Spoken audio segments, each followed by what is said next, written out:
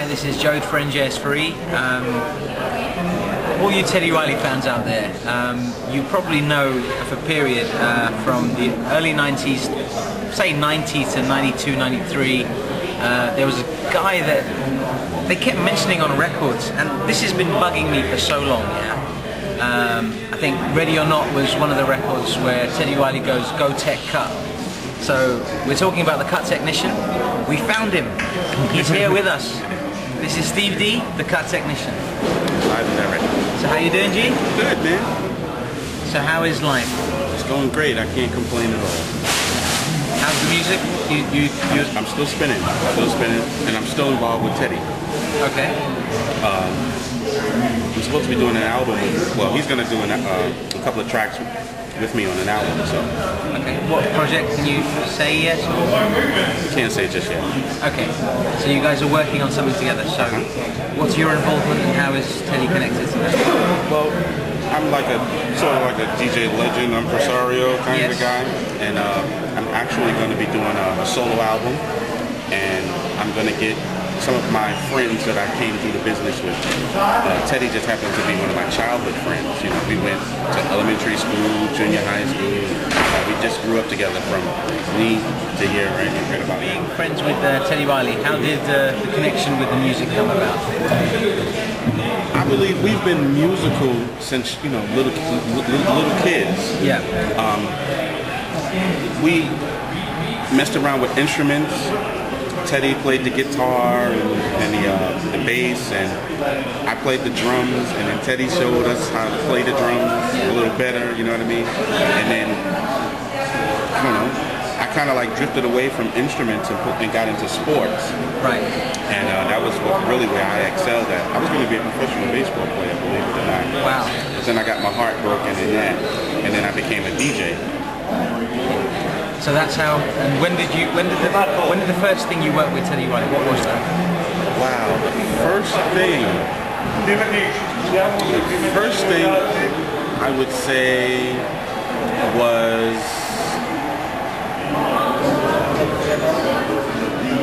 he needed some scratching on Guy's second album, and it was "Gotta Be a Leader." And he said, "Steve, why don't you come down?" Okay, sure, why not? What do you want? I want something that's like a signature sound. How are we gonna do that? So then I found a couple of James Brown records, a couple of screams and yells, and then finally jerked it out. That was the first time he and I worked together on a project. What was the best track that you worked on with at that time? I would say the remix for Dog Me Out. Incredible, incredible remix. Yeah. I think you're like the second or third person to mention that remix in the last 2 days, man. Wow. Everybody loved that one. Yeah. And I understand you went on tours with Guy and Rex and Effect? Guy, Rex and Effect, yeah. I did the Guy and In Vogue tour in '91. We went all over. I was blessed to DJ for Rex and Effect, and I also worked on some of the Blackstreet projects as well. Which ones? Just about all of them. Really? There's only one Blackstreet tour that I didn't go with. But every time Teddy goes out, I usually go with him. Amazing. Yeah. And the touring you did back then, you made it out to Japan? Yes. And some very interesting parts of the world? Yeah. Where did you get to? Amsterdam, England,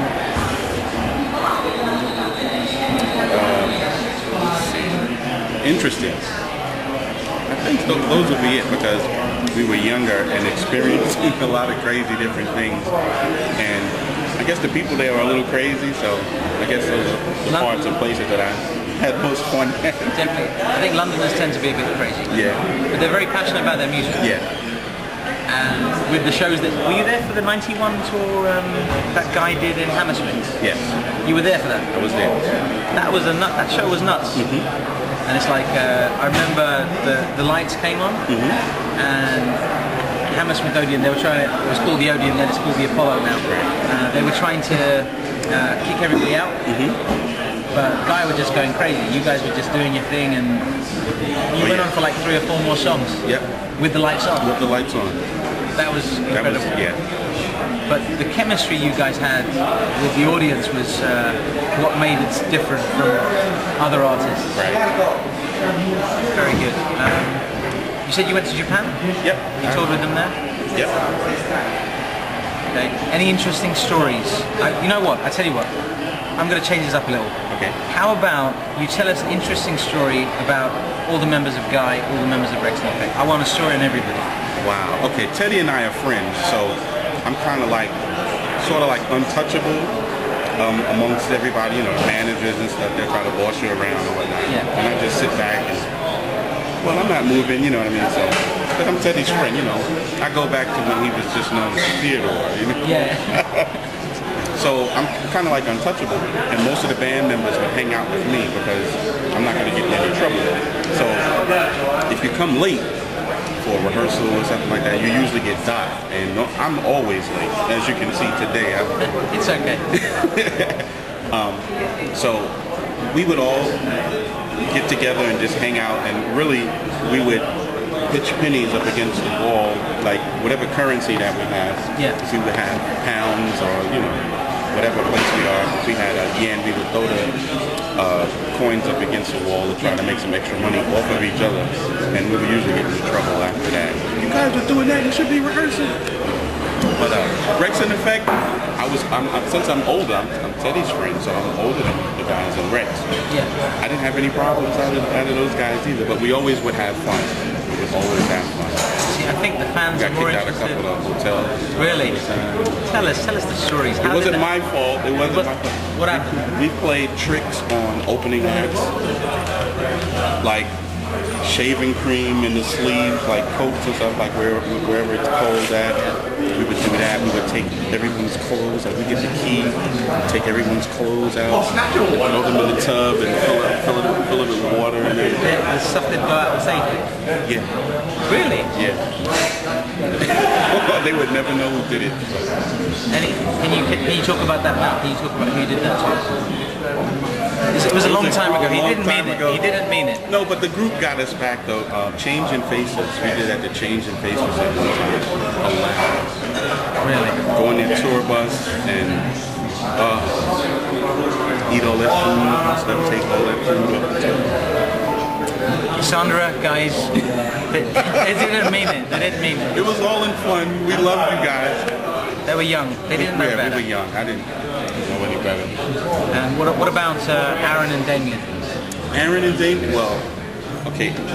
Aaron stutters, as you probably well know. Hilarious jokes coming from that alone. So we would tease him, you know. All the time. All the time. It's funny.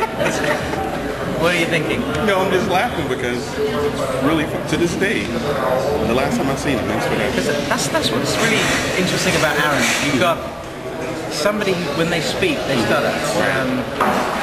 They just can't get the coherent sentences. Right. But when they're singing, you're like, this guy is... It's phenomenal.